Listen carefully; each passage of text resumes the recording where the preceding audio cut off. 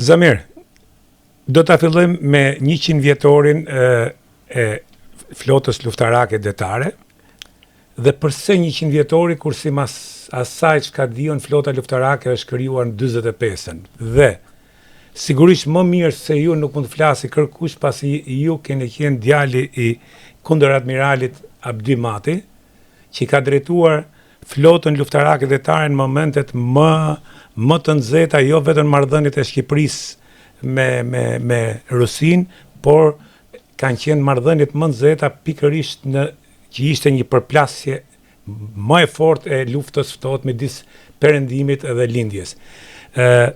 Ju jeni rrit me uniformën e marinës, dhe ju keni bërë dhe një libër që quhet Flota luftarake detare 45-15 gusht 1992. Libri është botuar në shqip, ju e keni shpërndar librin falës të gjithë marinarëve. Pritet që ta botoni prap, po ashtu ju keni dhe një libër të botuar vetëm në frëngjisht në Francë. Tash mund të na sqaroni spari për 100 vjetorin, pse është 100 vjetori? Si vjetë në 25 dhjetor të këtij viti festohet 100 vjetori i forcave detare. Ky është emërtimi i flotës tonë në këtë periudhë historike të historisë detare shqiptare të shtetit modern shqiptar, i cili fillon në 1912. Dëshirat e qeverisë së Ismail Qemalit ishin të kishin një flotë të tyre.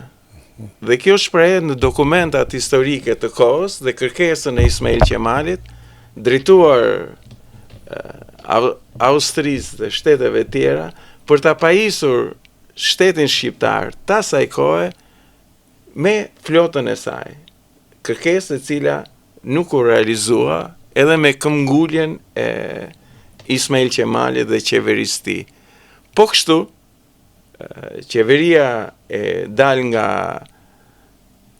Kongresi i Lushnjës, edhe ajo kishte kërkesat e saj për ta pajisur mbrojtjen e Bregdetit shqiptar me flotën. Ashtu, siç kishte pajisur me një anije luftarake, Princ Vidi, për të mbrojtur qeverinë e tij nga rebelët në vitin 1914. Princ Vidi mori me qira anijen e Hercegovina, e pajisi atë me top luftarak, dhe pikërisht është kjo anije e cila ka kryer në vitin... Se quhej Hercegovina?